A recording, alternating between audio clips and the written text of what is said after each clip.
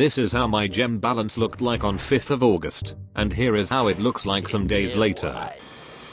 How did you do that? Well, by doing only one thing, and this thing is by using the fastest scientifically proven way to complete achievements. Most people do it the wrong way, but here is a step-by-step guide how to complete achievements. The fast way. By the way, in order to make so many gems I had to complete all these achievements. And if you have ever played COC, then you probably know how hard it is to push a brand new account to Crystal League.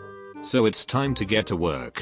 Day 1 started off very nicely with the NPC girl giving me the same old lecture for the 9th time of my life, but luckily soon she ran out of words, so I immediately started completing challenges. First challenge is to secure the many seconds of progression that I had made so far by connecting the account to Supercell ID. That can be done very easily. Simply go to the settings, click disconnect, go through the introduction, or just skip it to save few more seconds of your precious life. Then click register now. Type in your email. Check this box if you would like to get a letter friend. Then enter the code to confirm your email. Once that is done, choose an avatar that is best to describe how you look like in real life, and just like that you have earned 50 gems in under 1 minute. Now it's very important to prioritize the right buildings, because only then we will be able to make the most amount of gems with the shortest time possible. First of all, upgrade your barracks to unlock new troops so we can eventually start pushing towards the Crystal League, as well as get those gems from the achievements. While barrack is being upgraded, use your second builder to increase the resource storages, because in order to make the most amount of gems we need to rush all the way to Town Hall 8.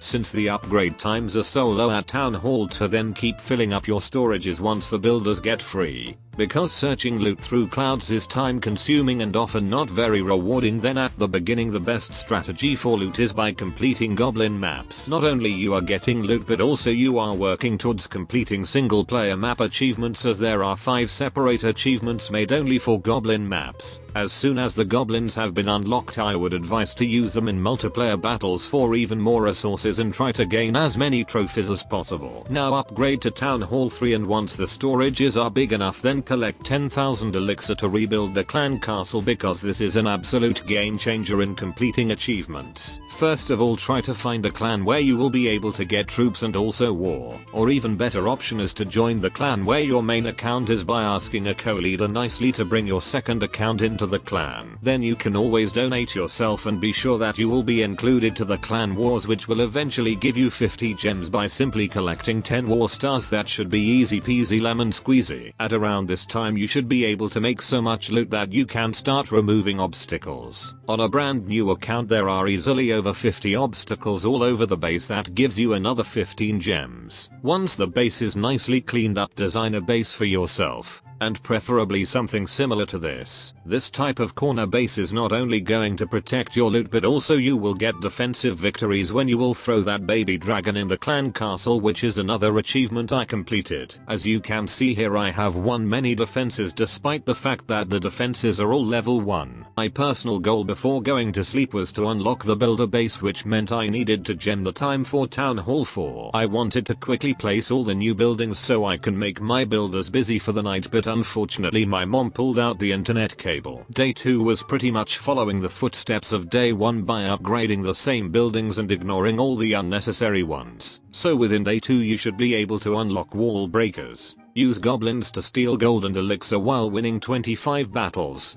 Destroy 25 builder huts and 10 walls. Also, since we are rushing for that Town Hall 8, then by the end of the day 2 you should start an upgrade for Town Hall 6. Because there are a bunch of achievements for builder base as well. Then within the second day, upgrade builder hall to level 3.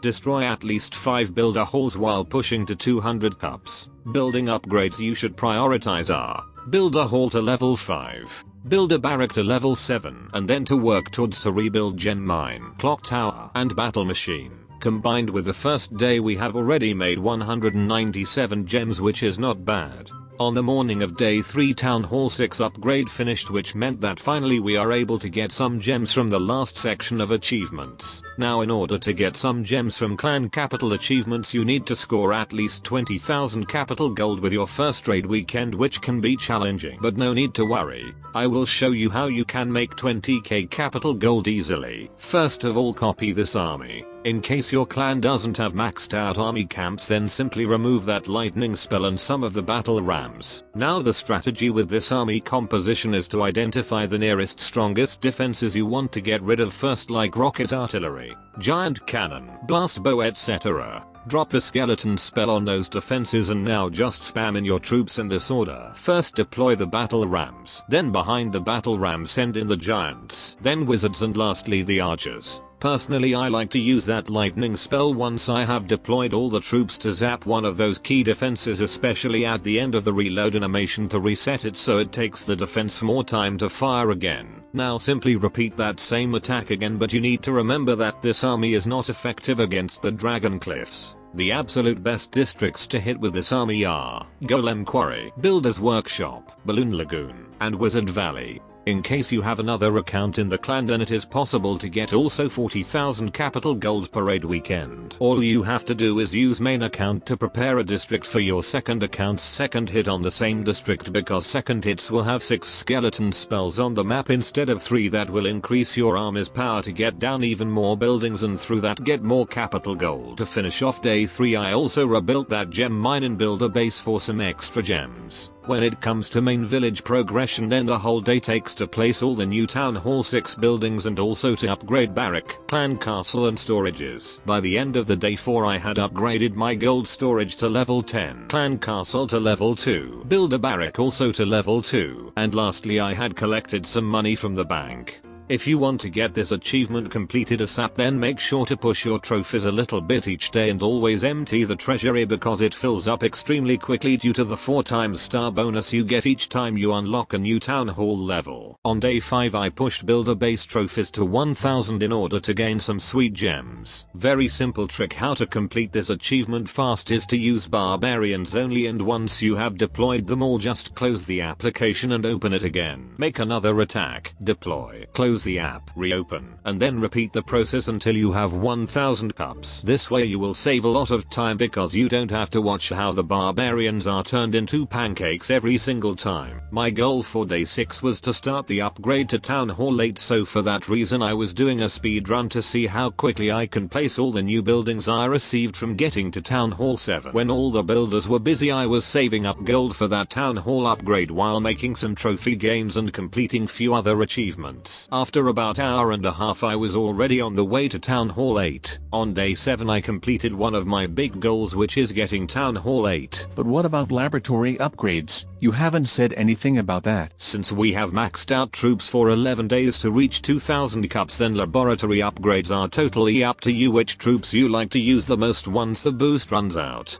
I personally know I am going to use goblins later on to farm some loot and hog riders to get trophies, then these are the troops I am going to max out first. Since day 7 was Friday, then it was time to complete clan capital attacks, where I scored once again over 20,000, which enabled me to contribute 40,000 capital gold towards the upgrades. To finish off the day, Master Builder built that clock tower, making the total I have earned so far 562 gems. The next day wasn't that special. I simply unlocked few things like the flying flamethrowers and the ability to beg more troops from my clanmates. And also I helped 100 opponents of mine to deconstruct their builder halls. For the day 9 my goal was to complete that sweet victory, which meant I had to push from 989 cups all the way to 1250 cups, and do all of that with 140 housing space of troops instead of 200. My offensive capabilities weren't anything to brag about due to the fact that until day 8 I had been using my builders to upgrade only the buildings that give me gems, and just now I started upgrading dark barracks, spell factory, etc. And for that reason I had to be careful which base I am going to attack in order to gain trophies, but luckily I had come up with a pretty safe army composition that will always at least get 2 stars. All you have to do is check enemy CC for any potential troops. If there are troops, use giants to tank and wizards to kill them. If not, then simply send in giants and a P.E.K.K.A. Use wizards from behind to clean up buildings, and then use wall breakers so that they won't get killed by a mortar or wizard tower. Once troops get low HP, drop heal spells to keep majority of them alive, and that's pretty much it. While you are searching for bases, keep in mind to attack a low level Town Hall 9 bases as well so you can get those extra 50 gems from destroying an expo. By the end of the day I had gained 338 cups, which exceeded my target goal. Unlike on day 9 where I earned 505 gems, on day 10 I made only 20 gems because for the entirety of the day I tried to push this account from 1327 cups to as close to 2000 cups as possible. And I got to say, this is where things got a lot more difficult. The trophy gains got smaller and it was more rare to find a base that would be Town Hall 8 or lower, which led me to start that Dark Spell Factory upgrade to get the Earthquake spell that seemed to be used by many Town Hall 8 trophy pushers.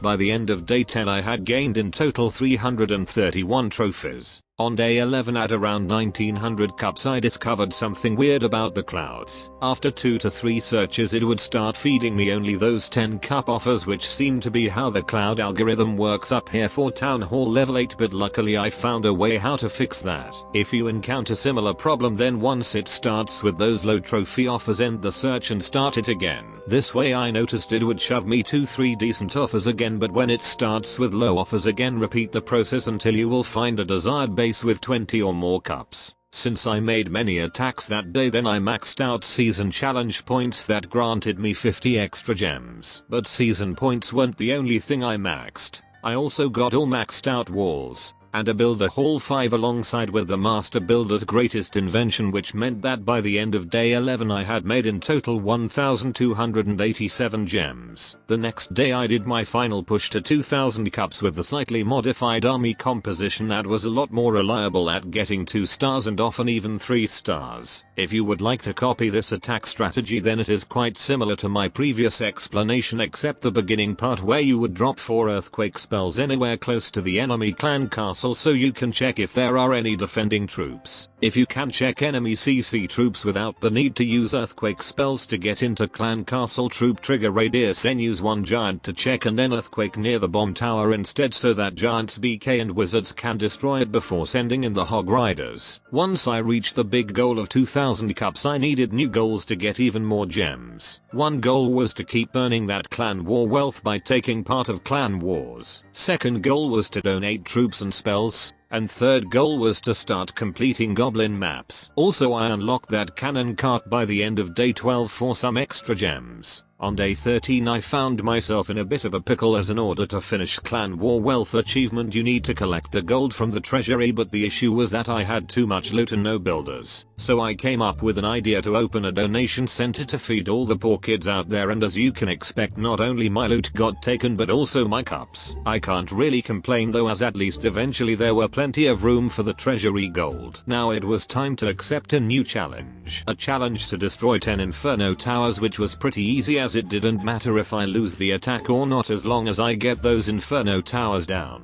Not only inferno towers were being destroyed but also 2000 walls. On day 14 I ran around clans donating troops and spells to get 5000 troop donations and 100 spell donations. The easiest way how to complete these achievements are by training balloons, as these are the most efficient when it comes to training time and housing space. As for the spells, it doesn't matter. They all brew with the same time. Once your army camps are full and spell factory as well, then simply join random clans from the suggested clan section and donate to whoever you can. In order to make around 2000 gems in only 2 weeks on a brand new account, I needed to complete one last challenge, and that was to give the goblins a proper beating. On Town Hall 8 account it is possible to reach 200 stars on single player maps fairly easily, but only if you follow what I am about to tell you. First 50 maps all the way to the Sherbet Towers can be beaten by using only balloons, but the bases starting from invaders can't be 3-starred by just spamming troops. You will need a plan and a proper strategy to beat those maps. Luckily I have a very easy to follow guide how to beat each one of those maps right in this playlist. Complete these and you will get those extra gems, and at the top of everything loads of loot.